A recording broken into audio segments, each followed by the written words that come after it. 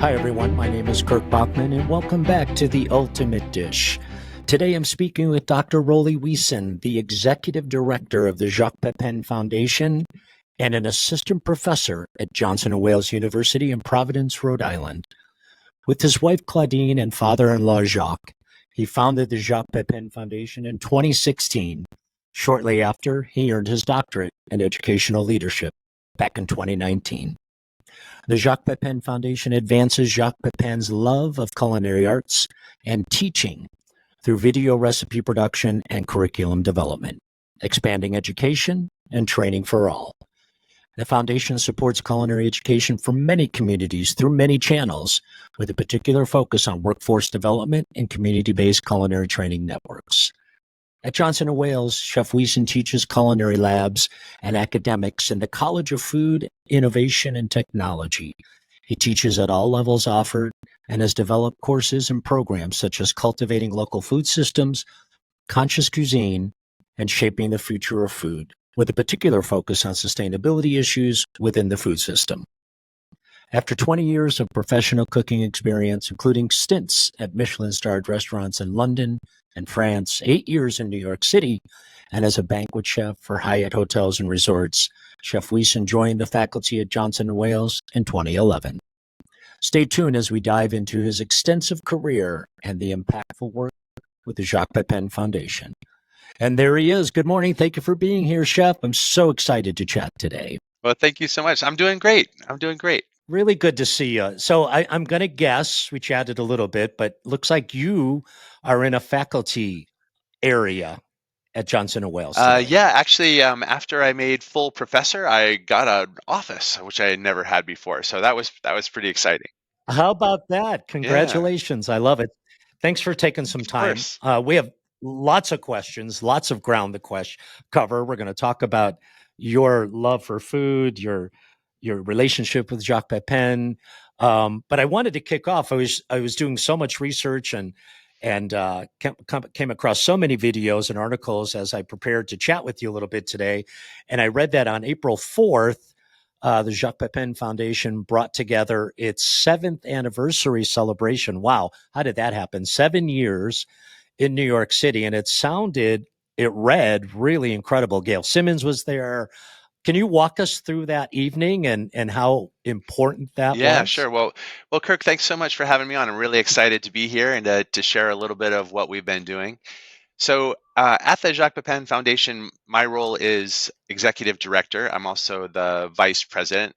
I also happen to be married to Claudine Pepin, so I'm Jacques' son-in-law. So I had a little bit of an in for the job. But basically back in 2016, Jacques and Claudine and I decided to begin and incorporate the Jacques Pepin Foundation. And every year we've thrown an annual gala, which is our principal fundraising tool for the year.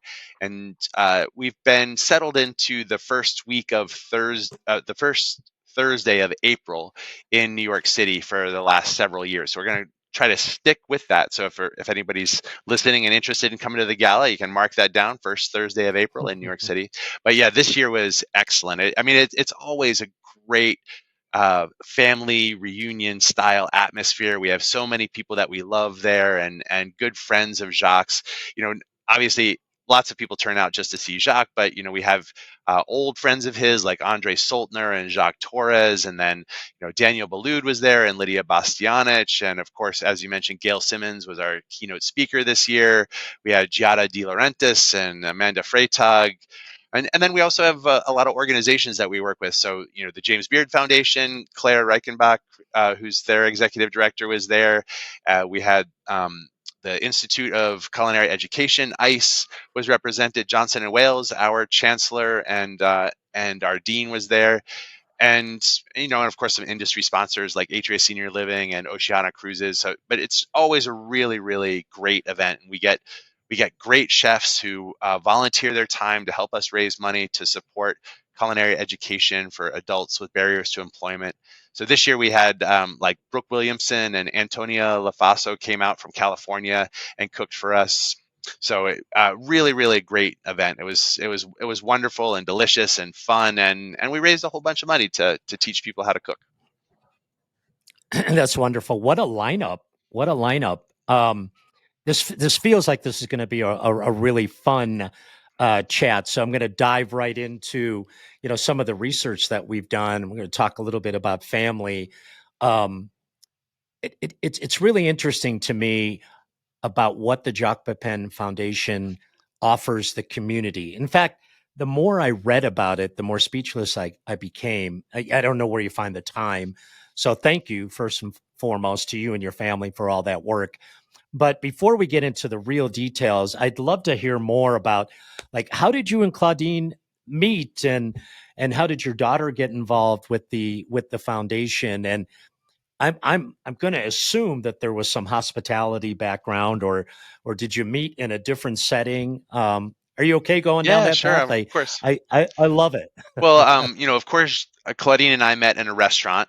Uh, when we when There we you met, go. I was actually at my very first executive chef job. I was working and running a restaurant called Jacques Brasserie, just out of coincidence. Not that Jacques, a different Jacques.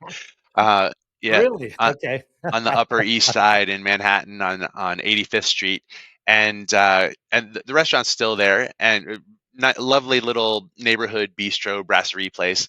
And Claudine was working in the wine industry. She was actually the brand ambassador for Moet and Chandon and Dom Perignon Champagne. So I had a regular customer who was a big oniophile who loved his wines and always would bring in a group of guests and a long collection of wines and ask me to cook for them. And so, on one of those occasions, Claudine was one of the guests, and I cooked a dinner that I was pretty proud of, and came out to the table, and she said some nice things about the food, and that was the beginning. It's got to be a little intimidating, a little stressful, right? Oh yeah, for sure. I mean, Jacques is the OG. I mean, he is the goat, the original greatest of all time for good reason. I mean, he's done it all, and in so many ways. And so, it's always but we love each other, and it's comfortable to cook together, and I'm comfortable cooking for him now. But it wasn't easy at the beginning. I mean, it took us a little while. I remember the very first time I made any food that I served to Jacques. It was Christmas Eve, and I had been working at the restaurant and had to hoof my way from New York up to Madison, Connecticut, where he still lives, and I just did the best I could to bring something that I thought would be hospitable and that I felt confident with. So I brought an apple pie and a terrine of foie gras, and uh, and I got out of the car and I had them in my hand. And he's like, "You brought food to my house? What are you, crazy?" And I was like, "I guess I am crazy because I did bring food to your house." And then, but funny story about that though, the foie gras that I brought. So, it was just him and Gloria and Claudine and I there for a couple of days, and on Christmas Day, he was like, "Oh, what are we gonna have for lunch?" He's like, "Oh, I think we'll serve some foie gras," and he's like, "We'll have a slice of Raleigh's terrine, and we'll have a slice of my terrine that I also made." And I was like, Uh-oh. "Oh my God, you must be kidding me!" He's gonna, and then so there it was, like he sliced them up, and we had a salad, and we had a slice of my foie gras terrine sitting next to a slice of his foie gras terrine, and I was like, "It couldn't be any worse than this right now." But I think I did a pretty good job. I felt good about it. Yeah, Did you yeah, hang it in was there? it Yeah. was nicely seasoned, little touch of cognac, nicely cooked, pressed well enough so it held together, touch of pink. I felt pretty good about it. And then a couple days later, we were getting ready to leave and head back to New York. And Jacques was like, "Oh, here, take some turkey, take some mashed potatoes, take some gravy." He was unloading his fridge into a box for us to take back to New York, but didn't give us any of the foie gras. No, zero of the foie gras. There's just the two of them, and he's got two full terrines in his fridge, mine and his, and he didn't give us any of that.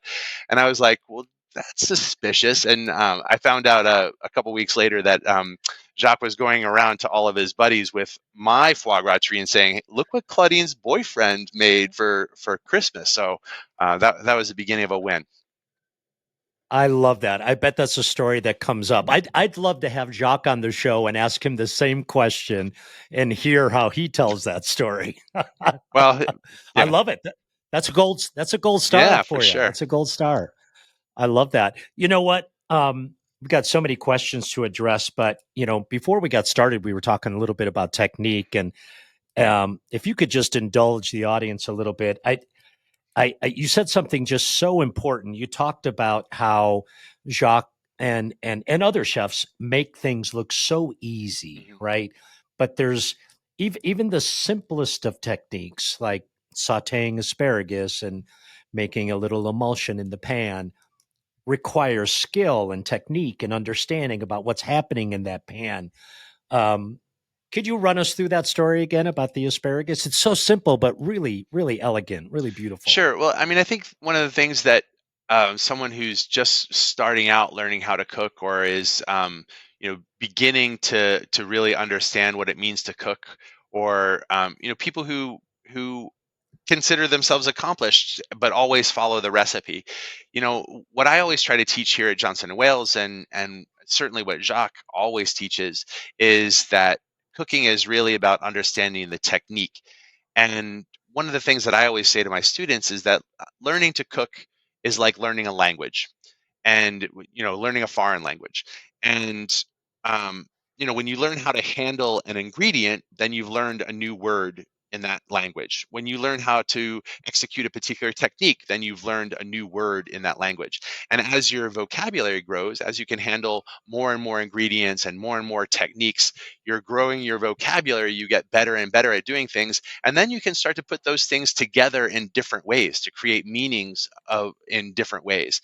And for if anybody's literary minded, I say, well, and then you get to decide whether you want to be Hemingway or Faulkner and have it be, simple and straightforward, or whether you want to have lots of different things on the plate. And so when you watch Jacques cook, he does all of these things where he's actually executing perfect technique, but he just makes it look so simple and easy. I think what we were talking about a minute ago, he was making butter glazed asparagus. So he cut the asparagus into small pieces, raw, threw it into a saute pan, put 3 or 4 tablespoons of water in there, cranked up the heat, and put the lid on it just for 2 or 3 minutes. And essentially, what he was doing in that time that it was covered was steaming the asparagus until they were properly cooked. Took off the lid. There was still just a little bit of water left in the pan. Threw in a couple tablespoons of butter. Toss, toss, toss. And then that butter in that tossing is actually emulsifying into the water. You're making basically a quick beurre blanc in those couple of seconds that the asparagus is tossing in the water and butter emulsion. And you have perfectly cooked and butter glazed asparagus. The other way to do that is to very carefully blanch the asparagus, set it aside, make a beurre blanc on the side, spoon the beurre blanc over it. And it can be much more complicated, but because he knows how to do all those things and knows how things work and has this language of cooking, this language of technique, he can just do it in a few seconds and make it look quite easy. I love that story, and he's probably done it 1,000 times, 10,000 times. So it's muscle memory, And the right? key is that it's transferable. He's done it 1,000 times Yeah. with 1,000 different things. You can do it with baby turnips or string beans or peas or corn, or whatever it is that you're working with, because the technique, which is not a recipe, it's a technique, is transferable to other ingredients. So as soon as you learn these basic techniques, you can do so many things. You can cook almost anything. I love that. I love that. Chef, how did your love for this craft of cooking begin? Take us back.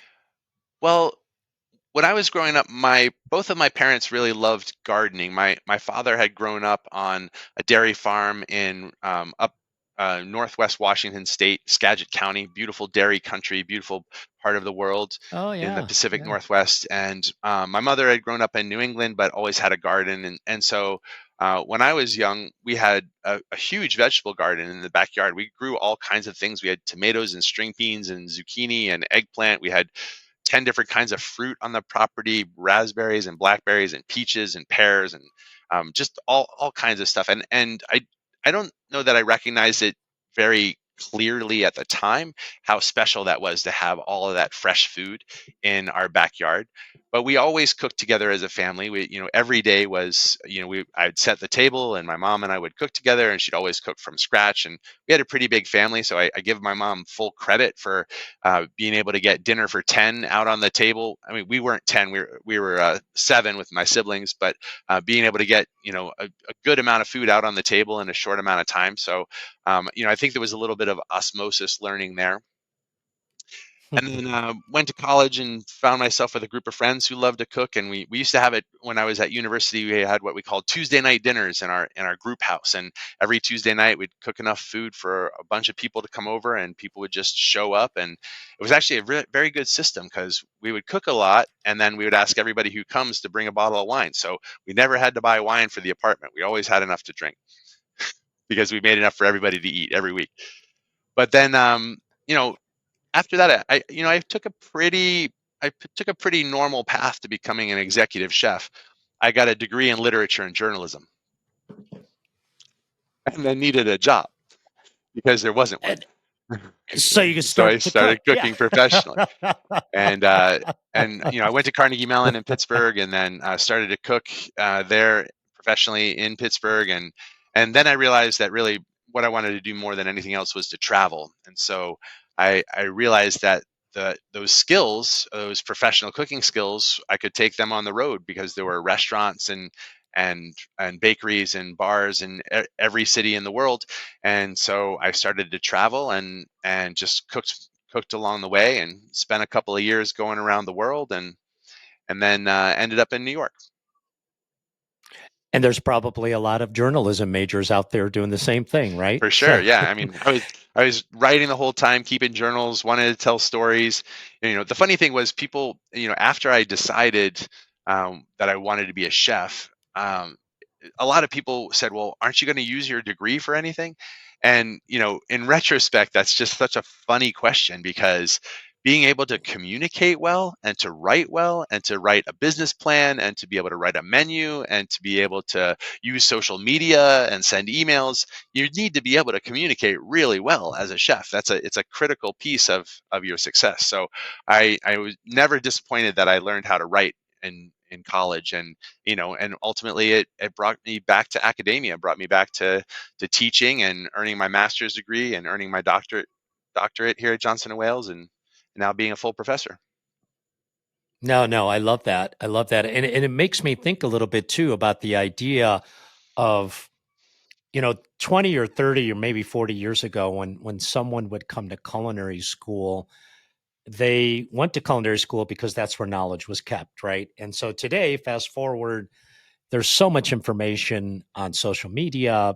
People get their information from channels that they're comfortable with, right? But this idea of being a storyteller, whether you write or narrate, whatever it is, that's exciting in the classroom. Be a facilitator. I always encourage our chef instructors here, to just be facilitators of knowledge. Flip the classroom a little bit. Let the students talk. I love that. I love that. Maybe we should start offering journalism classes at our schools, right? I Sure. mean, it makes sense. I want to come back to, just keep tying, things back into your relationship with Jacques, if you're okay Sure. with that. I'm sure there were many other examples of the foie gras or other dishes like that, where there was love behind the scenes and challenge, up front. But was Chef, did Jacques Pepin become a mentor for you as well, at least in the kitchen? Father-in-law, obviously beautiful relationship, but did he become your mentor in the kitchen as well? Oh, sure. I mean, wasn't he yours too? I mean, His books are right exactly. there. I'm I looking mean, at that's the them. thing, is that, we all of us who learn to cook. If you learn to cook in the 80s, 90s, 2000s, and maybe 2010, you probably learned something from Jacques. So he's been there the whole time. He's Yeah, yeah. published 35 books. He's got another one coming out next year. I said, "Really, Jacques? Because you didn't get everything in the first 35?" You know, got it published one more at the age of 88. It's, it's just kind of incredible. But yeah, our relationship has continued to grow over the years. Claudine and I have been married for 21 years now. Our daughter's 20, and at Boston University. And our relationship has continued to grow over all these years, and we cook together more and more. But I actually think the thing that really binds Jacques and I together is our love of education. Because for Yeah. me, I'm always learning, always curious, always trying to learn something new, try something new, try a new restaurant, check out buy an ingredient that I've never seen before, just because I've never seen it before, and see what it can do.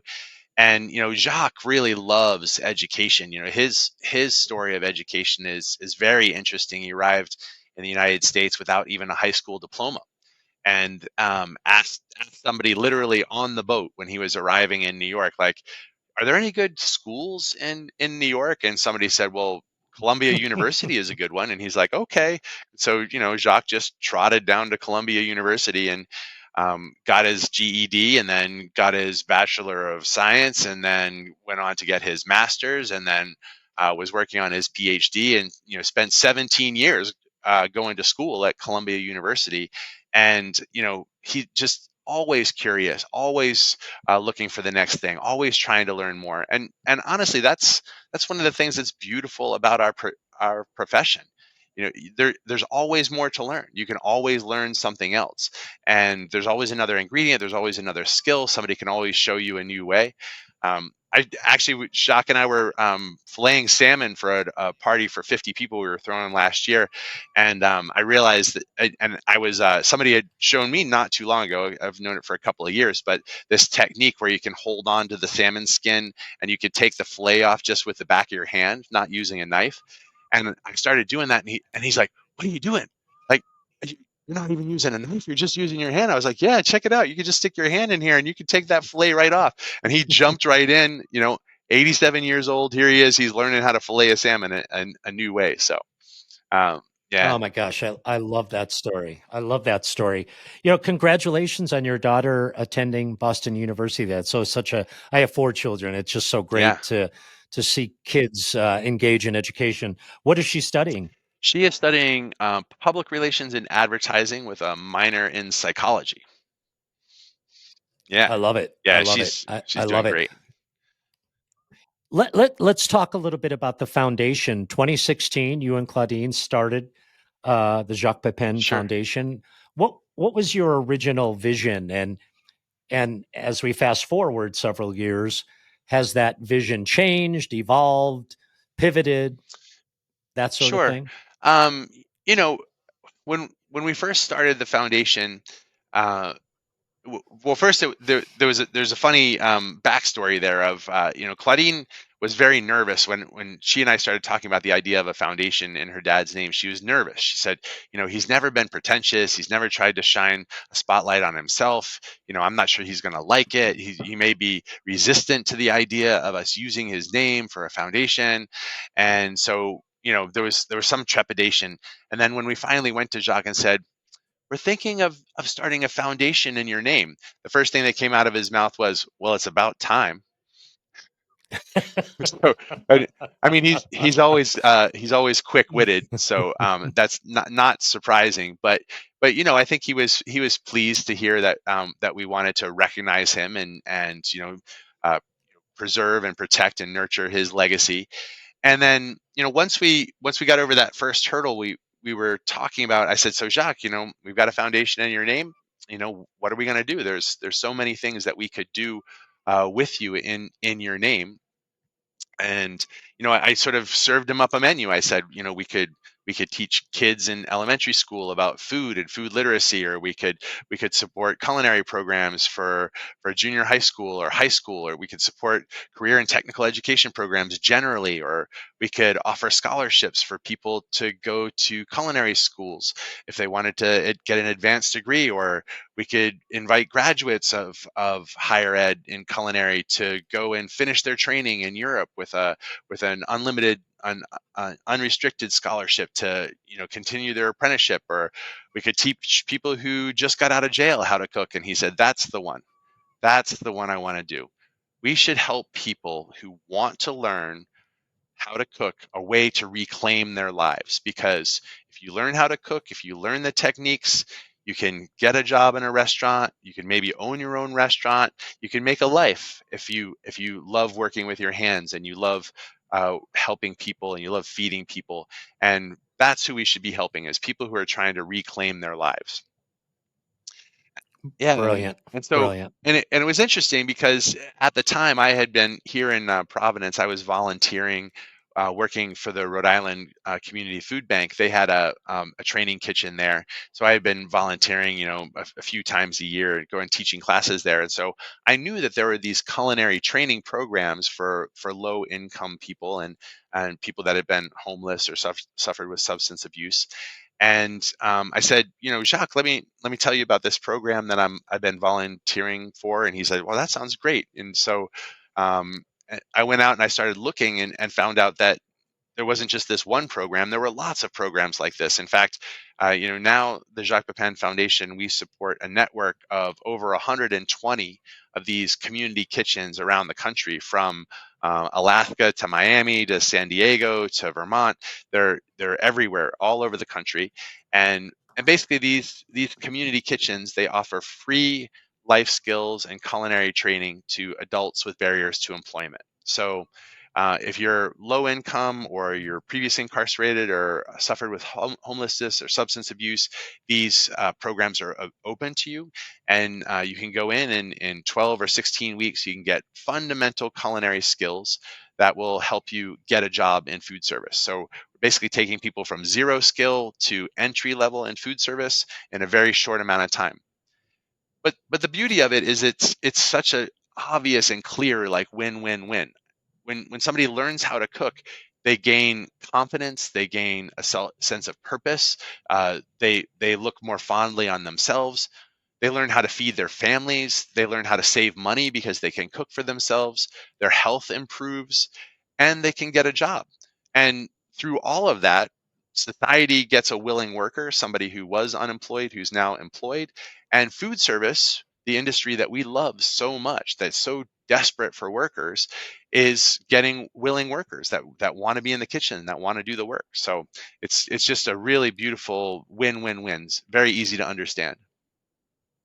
Yeah, just absolutely beautiful. Speaking of all of these individuals looking for work, I've watched several videos, as I mentioned, and I was pretty alarmed by some of the statistics that were mentioned. 650,000 job vacancies in the culinary industry.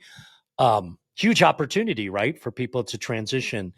Yeah, for sure. That Can number you is talk more like 1 million now, actually. now? Yeah, yeah, There's something along the lines of 7 million people that are disenfranchised from the workforce right at the moment. And when you say uh, disenfranchised from the workforce, that means you're not even being counted as unemployed, because your unemployment benefits, which only lasted for 6 months, ran out, and now you're no longer even considered part of the workforce. And a lot of these sure, people want to work. They just don't have the skills that they need in order to re-enter the workforce, which is why these programs make so much sense. But a lot of people, and it's interesting when we look at our network of community kitchens. Like I said, over 100 across the country, they all have slightly different approaches to their clientele. For example, the community kitchen in Pittsburgh, 99% of their student clients are previously incarcerated, so they're basically looking for people who are just out of prison, who are trying to mhm, reclaim their lives. Hot Bread Kitchen in New York City, another grantee of ours, all of their student clients are immigrant women.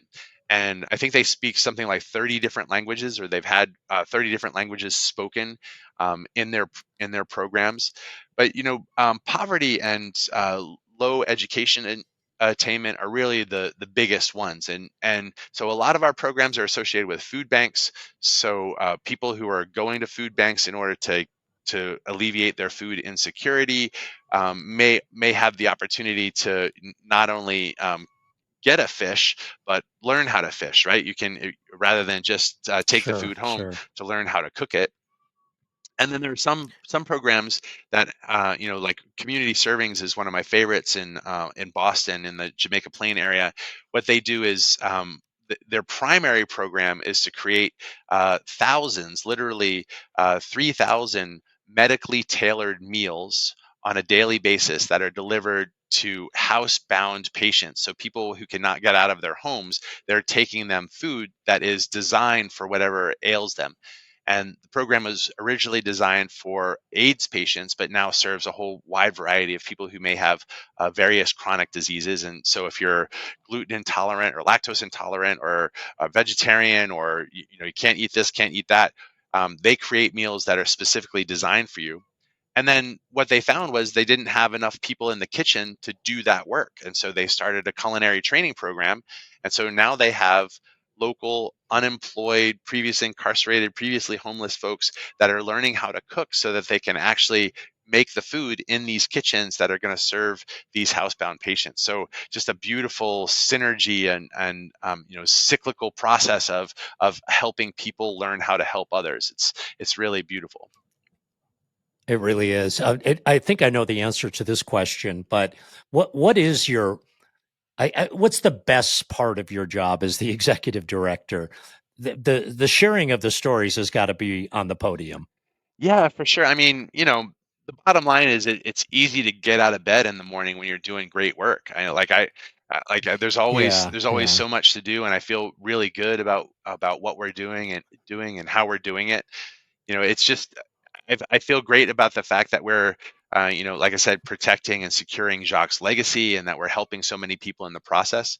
One of the backstories to the foundation is that for years I had been hearing Jacques talk about the Julia Child Foundation and the James Beard Foundation, and I think those names are probably familiar to everybody who's listening. But it's kind of fascinating because um, you know, Craig Claiborne might be a name that's not familiar to everyone, but Craig Claiborne Mhm. arguably had the biggest influence of all three of them on how Americans eat. Craig Claiborne was the first food critic for the New York Times. And when he took over that job, it was an eighth of a page in the home and garden section. And 20 years later, it was a 16-page insert that came out every Wednesday in the New York Times. And literally, Craig Claiborne discovered chefs. He promoted restaurants. He gave us license and confidence to believe that there was great food being made in America. I mean, he changed the way that Americans eat. James Beard, he was a pretty good cook, and he wrote a couple of cookbooks, and he threw dinner parties at his house, and he was beloved by his community. But the James Beard Foundation is much more influential than James Beard ever would have been in his life. And Craig Mhm. Claiborne, who is Mhm. incredibly influential, is completely forgotten. And so, hearing these stories over and over from Jacques made me think, I'm never going to let that happen to Jacques. He's so important, and he's influenced so many people, and he's had such an outsized impact on our community, on our culinary community. I'm never going to let him be forgotten. And that was really the reason that we started the foundation. So I feel great about the fact that we're protecting Jacques' legacy. And then, by comparison to maybe to the Julia Child Foundation more than to the James Beard Foundation, we have a really important mission, to improve lives and strengthen communities through culinary education. So we're really helping people improve themselves and improve their situation by teaching them how to cook. And that just resonates so cleanly and beautifully with Jacques about who he's always been, always trying to empower people, always trying to inspire people, always trying to teach people. And so all of those things together, just make it a joy. So even when it's even when there's a lot going on and we're busy and there's too much going on to get it all done, it's easy to get out of bed and to do this great work. No, so well said. So well said. I'd love to segue to the importance of upskilling and chat quite frankly a little bit more about your background in education and your love for education. When did you realize that was your calling to be a teacher, to become a professor, to get advanced degrees and that sort of thing? Yeah, I mean, it's interesting. We have a funny conversation in my family because I have four siblings, and basically all of us are teachers. And in some way or another, one of my sisters is a master gardener. One of my sisters is a surgeon who now teaches residents and mentors residents. One of my sisters was a police officer who was in the DARE program for years. And so it's kind of funny that everybody in our family, chose to go into teaching in some way or another. And I think that goes back to our parents, and my father was a really lovely and wonderful, warm person. Just passed away a few months ago at the very ripe old age of 95. Had a great life. Um, but he was always curious, always looking for more knowledge, always trying to find the next thing. If there was a question about a word, the definition of a word at the dinner table, he'd go and get the Webster's dictionary that was this big and bring it to the dining room table, and we'd look it up and find the answer. So I think that endless curiosity has always been sort of in my blood, and something that has been part of me, and critically important, I should say, as well, to culinary professionals, and what people and what chefs are looking for when they're looking to hire someone is someone who's excited to learn, who wants to learn the next thing, who's willing to work hard and interested in learning. And then I also think that patience is important. As you know, I'm sure you spent a lot of time in the classroom. The lots of people say there's no stupid questions, but only half of them actually mean that there's no stupid questions. It's really important to understand where the student is coming from, and to take your time and to help them solve the problem for themselves. So it just felt very natural to me, and I would also say that anybody who's worked as a professional chef knows that teaching is important. I mean, you have to be able to communicate your vision. You have to be able to teach somebody how to do the thing that you want. If you say this is what's going to be the special tonight, well, you have to teach somebody how to make the special for tonight. And so I think to be successful in a professional kitchen, you have to be a teacher, you have to be a mentor, you have to be able to communicate, you have to be able to inspire, and those skills just very naturally translate to teaching. We mentioned at the top, chef, of the show that you've developed coursework at Johnson and Wales around sustainability issues within the food system. At Escoffier too, sustainability it's a major Sure. component. It's woven through our Essential. curriculum.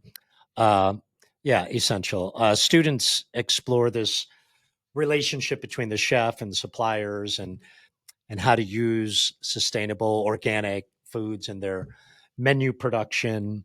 Um, but the importance of the sourcing of food is really what I'd love to chat a little bit more about. From your perspective, why is it so important that culinarians today, students of the craft, understand this part of their training, sourcing of food, different methods of sourcing food? Sure.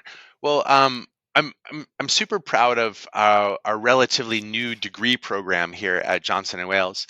We have a Bachelor of Science in Sustainable Food Systems, and we're actually just next week we're going to graduate our very first cohort. So we're 4 years into this new Bachelor of Science, and you know what's great about it, and there's a number of things that I'm very proud of, but um, you know one thing that we've known for a long time about chefs is that we have power.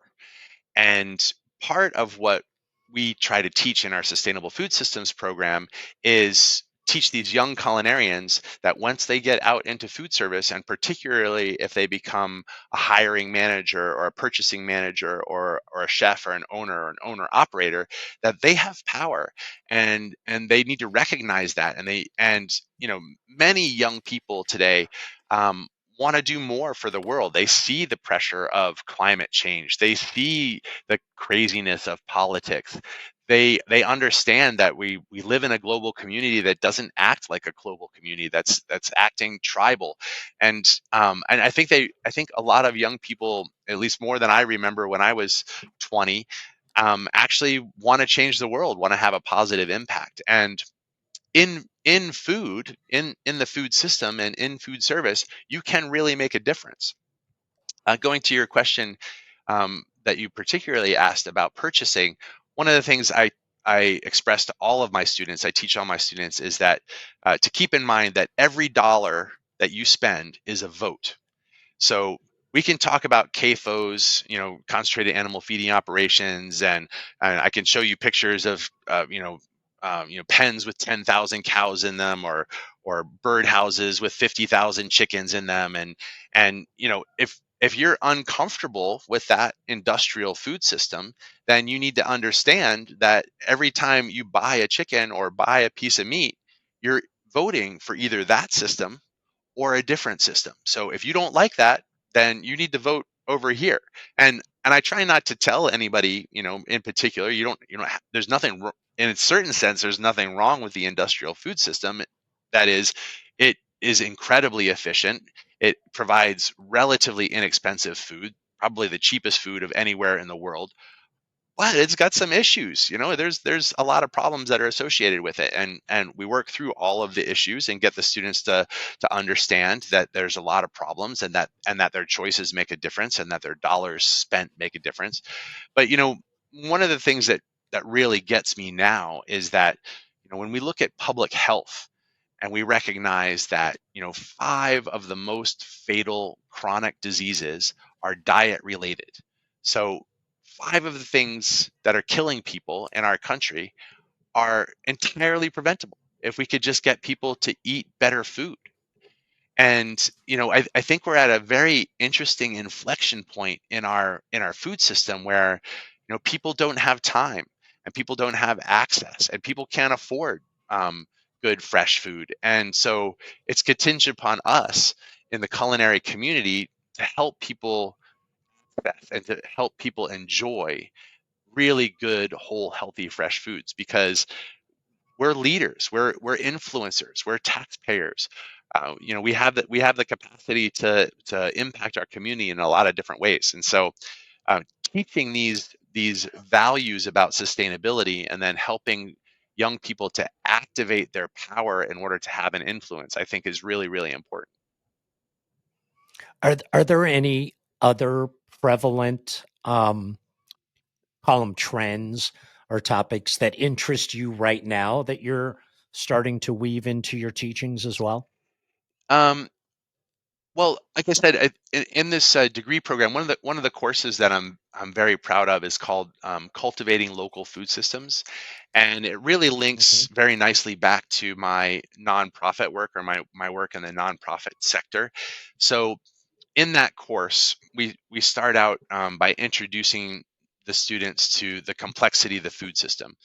And at a certain level, most people understand the food system as farmer grows it, it gets harvested, it gets distributed, it gets packed, it gets processed, it ends up on a shelf, somebody buys it, and you eat it, right? That's the linear throughput of the food system. But there's so many other things involved in the food system, whether that is environmental sustainability, or fishery sustainability, or climate change, or food insecurity, or food waste, or nutrition insecurity, or public health generally, or school lunches. There's so many things that are associated with the food system that really deserve our attention. So when the students come into this course, we try to introduce them to all of these complexities of the food system, and then get them to focus on an issue that's really important to them. And so a student might choose meat minimalism because they don't like the environmental impact of animals or animal husbandry, or they might choose food waste, or they might choose food literacy. So they dive into that particular issue, right, and do a deep dive. And then on their second project, they have to look at policy, and how does government policy, state policy, federal policy impact that particular issue. And they do another deep dive.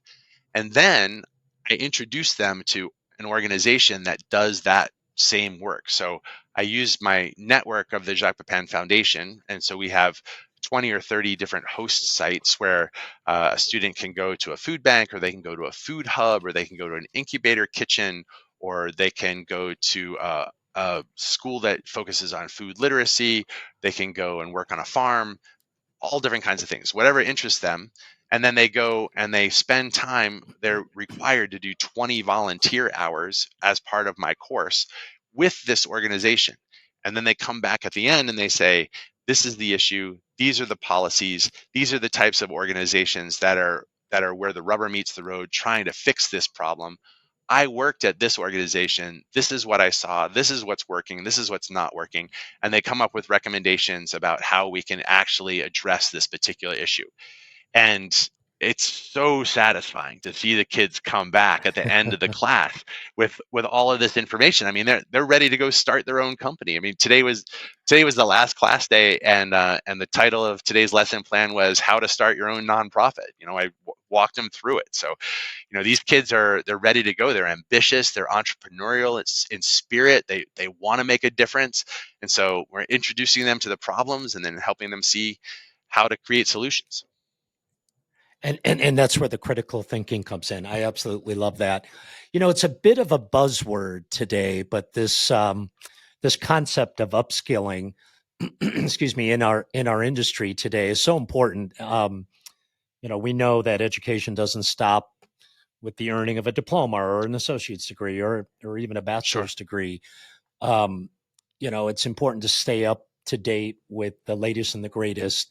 From Chef, from what you've learned, what you've witnessed in both the classroom and at the foundation, what do you believe are some of the most important soft skills that I'm going to say cooks or young culinarians or hospitality professionals need to know today? Sure. Well, for starters, I would say that you know upskilling is just a kind of a fancy buzzword for continuous learning, and I would say that Yeah, yeah. continuous learning is absolutely essential. Like I was saying before, you know Jacques at 88 is still learning new skills and learning how to handle new ingredients, and so I think that's critically important.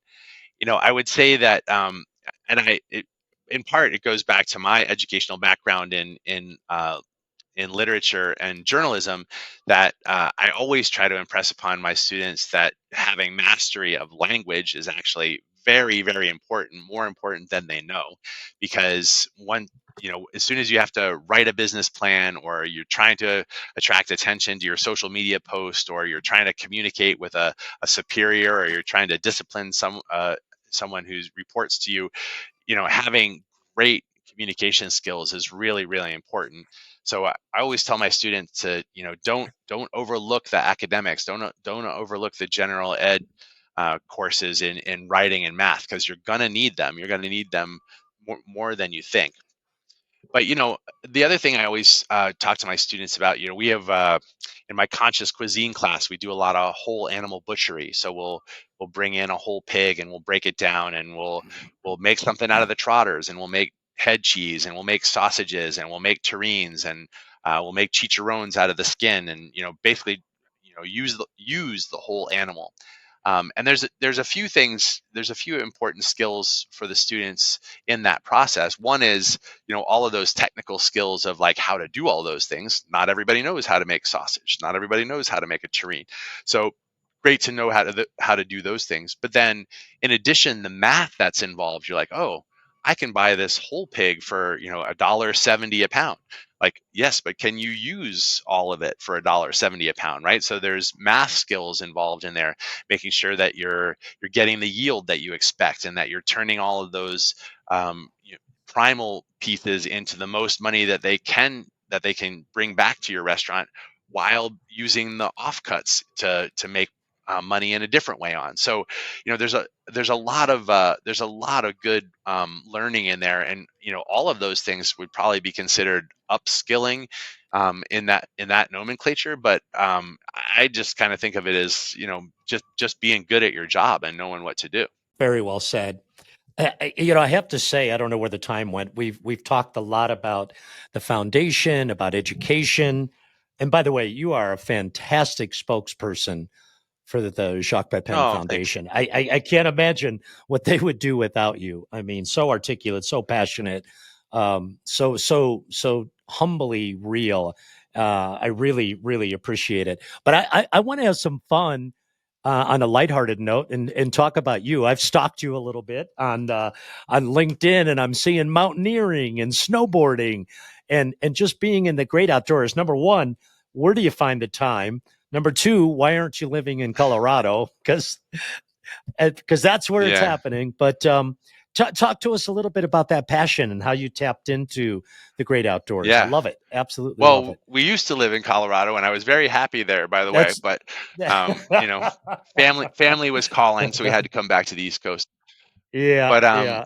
no, I'd say that it sort of all starts from travel. Always loved traveling. When I was a kid, my parents would take us on 4 and 6 week camping trips and take us as far away from home as we could, and we would camp out and sleep in tents and cook over an open fire, and I just always loved that part of going camping, and took a lot away from that. And then like I said, you know travel has always been important to me. I took my first international trip when I was 18. I did a study abroad program in Turkey, and I just I can still I I could still picture very clearly in my mind's eye, like the view from the airport when the plane was landing, and thinking like, whoa, this is going to be very different than anything I've experienced before. And I just love that. I sort of caught the travel bug at that point. And I always impress that upon my students too. Like, traveling is so important because you get to meet lots of different people, you get to experience different cultures, you get to experience different food. And the more that you travel, the more you come to understand that a smile means exactly the same thing in every language. Everybody smiles when they're happy. Everyone laughs at a joke. Everyone enjoys sitting around the table and sharing food together. And I think those are really just universally human instincts. And I think if we could all spend more time with people that are very different from us, but sharing the things that make us human, the world would just be a much better and happier place. But in addition to that, I think that as you progress in your career, and particularly as you progress into management, having had a lot of like world experience, experiencing different kinds of cultures, it helps you understand like where people are coming from. And when you're trying to manage people as a sous chef, or as a chef de cuisine, or as an executive chef, it's really, really important to understand where people are coming from when you're trying to get them to be loyal and to work hard and to do the things that you want them to do. So for me, that traveling, I feel like it meant more to me and my heart and my soul, and to the way that I function in the world, than it even seems like on paper, because I feel like I draw on that every day, and it helps me be who I am. But I always love being outside. If I can sit out, if it's warm enough to sit outside, or even I always tell my wife, like, cold is just a matter of gear. Like want to sit outside? She's like, no, it's cold. I was like, just put on another jacket. We're gonna sit outside anyway. We'll build a fire. So I just love being outside, and riding my bike and snowboarding when I can, and it's all good. I just love it. I love it. Totally stealing. A smile means the same thing in Please every do. language. I have officially stolen that quote. How about your daughter? Does she have the same passion for food and celebration that you and her mom do? She has a lot of passion for everything except food. You know Uh, she's going to listen to this, right? I mean, Yeah. she loves to eat, and she really enjoys. And in fact, she doesn't know how much she knows, because she's been surrounded by great food for her entire life. And I think we took her. I think I have a picture of her sitting at the table at Paul Bocuse 3-star Michelin in the south of France when she was 11. Um, Oh my and lord. and it was funny at that point. She really didn't like asparagus, and we were talking to her about the menu, and she said, I think I'm going to order the lamb. And Claudine said, Shori, the lamb comes with asparagus, and we are not going to ask for a substitution here at Paul Bocuse. If you order the lamb, you're going to get it as it's written. And she said, I know, I understand that. And then a couple minutes later, she said, but if I don't like asparagus today, if I don't like Paul Bocuse's asparagus, I think it's okay for me not to eat asparagus anymore, ever. It's a good point. It's a good point, and right? but so she's been exposed to great food for a long time, and she enjoys, she's very hospitable. She's a very warm and charming young woman, and I have great hopes and great expectations that she's going to do some really important and fun stuff in her life. I love it. And she's cooked with grandpa a little bit and Yeah, of daddy, course. Yeah. right? So, yeah. Yeah, they did a little series together when she was 13, I guess, or maybe 14, called A Grandfather's Yeah. Lessons. That it didn't get a lot of play, but it's out there. You can actually, if you go to our website, the foundation website, jp.foundation, we have hundreds of videos on that site that you can watch for free, and they're listed by series, so you can go and watch episodes from A Grandfather's Lessons with Shori. Oh, I've seen him. I've been all over that website. I absolutely love it. You know, we called this show The Ultimate Dish, Chef. So I can't let you go.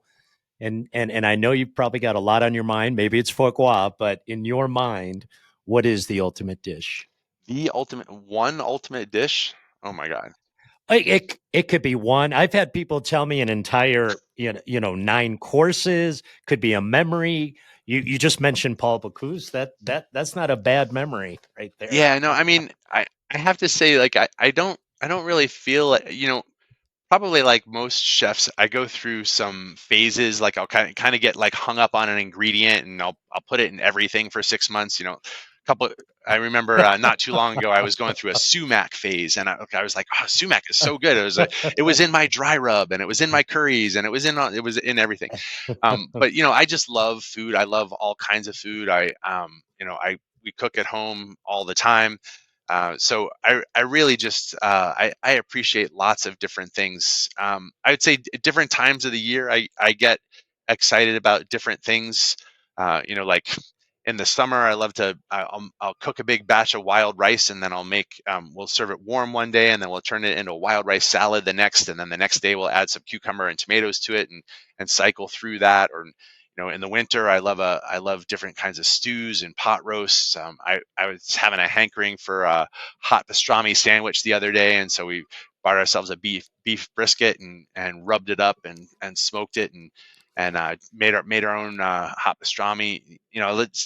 I love it all. I really can't pick out a singular dish, but I will say that very frequently on Sunday night we have a whole roasted chicken with a lot of vegetables in the pan, and lots of roasted garlic and onions and carrots and parsnips and cauliflower, sometimes broccoli. We'll load that pan up, and generally I'm trying to eat more vegetables and less animal proteins.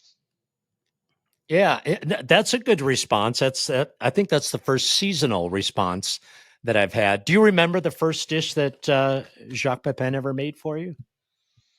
The first dish that he ever made for me, I'm not sure that I do remember the very well. Actually, the first dish he ever made for me was that Christmas Eve dinner, and it was kind of classic. It was roasted turkey, and it was, he likes sausage and mushroom stuffing, which comes out almost more like a bread pudding than a traditional stuffing.